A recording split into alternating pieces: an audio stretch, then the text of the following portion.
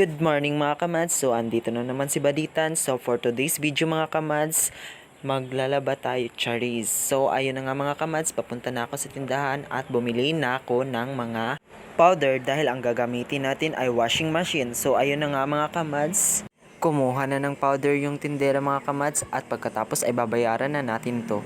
At syempre mga kamads ay maglilinis muna tayo sa bahay bago pa tayo maglaba mga kamads para pagising ng ating mga magulang mga kamads hindi magagalit sa atin mga kamads. So ayun na nga mga kamads, kitang kita nyo naman dyan mga kamads na pinupunasan ko yung mesa mga kamads at nag-iba na nga mga kamads yung mesa mga kamads kasi kanina sobrang kalat, ngayon parang malinis na ata mga kamads. Tignan nyo naman mga kamads, diba sobrang linis na.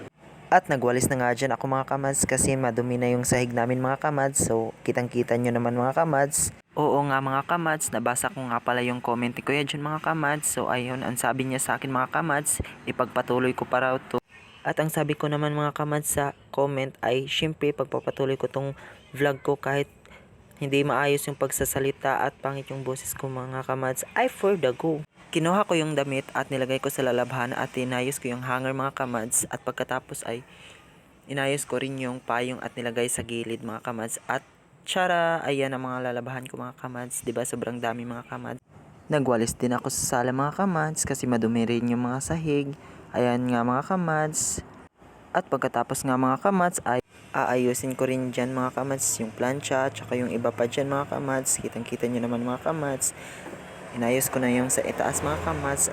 At ito palagi mga kamads ang naririnig ko mga kamads sa labas ng bahay. Sabi raw ng mga kapitbahay ko mga kamads ay palagi raw akong gumagala at hindi naglilinis sa bahay.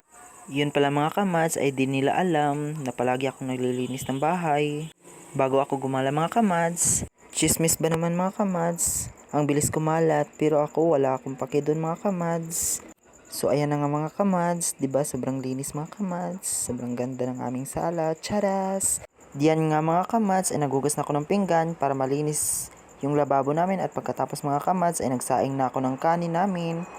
So mga kamads, nagwashing na nga ako dyan mga kamads at yung iba nilagay ko sa dryer mga kamads para mabilis matuyo. Noon mga kamads, yung wala pa kaming gripo at washing mga kamads, bumba lang ginagamit namin mga kamads. Tapos pag nagbubumba kami kamads, dapat palaging binubumba kasi pag hindi binumba, namamatay mga kamads. At nilalagyan namin mga kamads ng tubig yung bumba habang binubumba para umagas yung tubig mga kamads. At nung kinukuso pa namin yung mga damit mga kamads habang naglalaba ay palagi kaming nasusugatan mga kamads. Pero ngayon mga kamads na may washing na mga kamads, madali na kami matapos maglaba at hindi pa nasusugatan yung mga kamay namin. Diyan nga mga kamads ay inayhay ko na yung mga damit na nilabahan ko mga kamads. Kitang kita nyo naman mga kamads para mabilis siyang matuyo mga kamads. So hanggang dito na lang ang video natin mga kamads. Bye bye!